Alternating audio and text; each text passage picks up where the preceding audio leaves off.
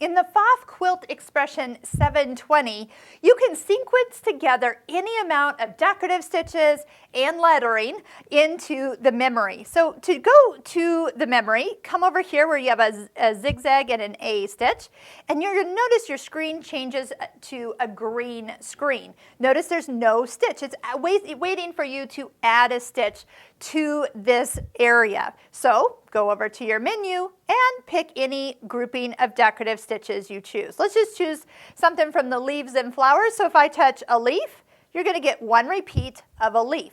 If I go back, I can go back to, let's add some flowers. So if I just sewed, it will then repeat leaf, flower, and it's ready to stitch. So if I just touch OK, that is what I'm going to get. Now I am noticing because it starts and ends on a center needle position, that does make it kind of flow a little bit easier. But what if I went ahead, let's do this, let's go ahead and I can use the trash can to delete that option. Let's do that again, but let's do one flower this way and put in a second flower, and then we're going to mirror image it. So you can actually get it to kind of be its own little new pattern as it stitches. If you want to, you can always come back and put something between there. Maybe you're like, oh, that's cute, but let's put my name in the middle of it.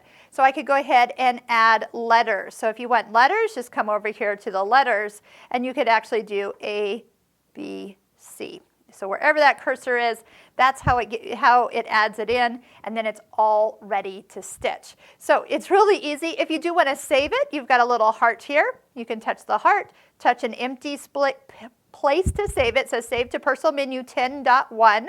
Those are all opened areas, and then you would then be able to retrieve that from the saved area. So if I go back into my program, clear it all, touch and hold the trash can, delete all stitches, OK. Then you can come back in and let's play with some other decorative stitches.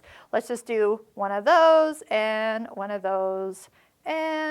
about one of those? So it's all ready to stitch. When you're ready to sew it, just go ahead and sew. You can use your pattern restart to make it end at the end of the pattern.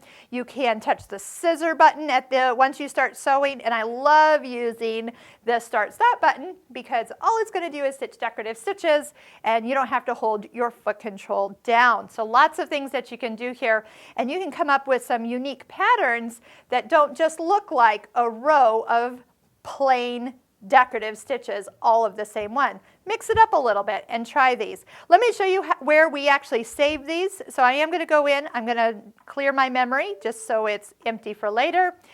Come back out to our main menu, go all the way to menu 10 where the heart is, and I said it's saved in 10.1.